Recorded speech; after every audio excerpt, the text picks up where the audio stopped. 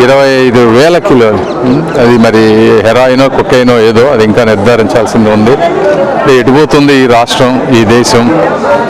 ఇక్కడే ఎందుకు ఇన్ని పట్టుబడుతున్నాయి? అందరూ ఆలోచించాల్సినటువంటి విషయం ఇది. ఇలాంటి సమస్యలు ఎన్నో ఉన్నాయి. అయితే ప్రజలు కూడా సిద్ధంగా ఉన్నారని క్లియర్గా తెలిసిపోతూ ఉంది, యువకుల దగ్గర నుంచి ప్రతి ఒక్కళ్ళు. సో మంచి మెజారిటీతో మేము గెలవబోతున్నాం. ఇది ఏంటంటే యువత ఒక్కసారి ఒక హెరాయిన్కి కానీ కొకైన్కి కానీ అడిక్ట్ అయితే వాటికి ట్రీట్మెంట్ లేదు, జీవితాంతం. ఇప్పుడు చాలా ప్లేసుల్లో, ఒకప్పుడు అమెరికా లాంటి ప్లేసుల్లో ఉండేది ఇది. హెరాయిన్ ఒకసారి మీకు వెళ్ళిన తర్వాత వాళ్ళని విత్డ్రా చేయించాలంటే మెడికల్గా మనం హెరాయిన్ మెడిసిన్ ట్యాబ్లెట్లు ఇవ్వాల్సిందే తప్పించి విత్డ్రా చేయలేం.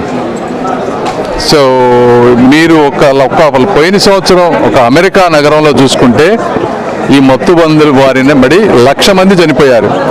అమెరికాలో జనాభా చాలా తక్కువ, ఇక్కడితో పోలిస్తే 1/3 కూడా లేదు. అలాంటి ప్లేసులో 1,00,000 మంది చనిపోయారు అంటే పోయిన సంవత్సరం, ఇక్కడ ఎంతమంది యువకులు కానీ ఇంటి పెద్దలు కానీ చనిపోయేటువంటి అవకాశం ఉందో మీరు ఆలోచించాలి. ఇది జగన్మోహన్ రెడ్డి గారికి తెలియకుండా ఒక పోర్ట్లో అన్ని వేల కిలోలు ఎలా వస్తున్నాయి? చాలా దుర్మార్గం ఇది. తలుచుకుంటేనే గుండె తరుక్కుపోతా ఉంది. యువతే మెయిన్ కదా ఈ దేశానికి.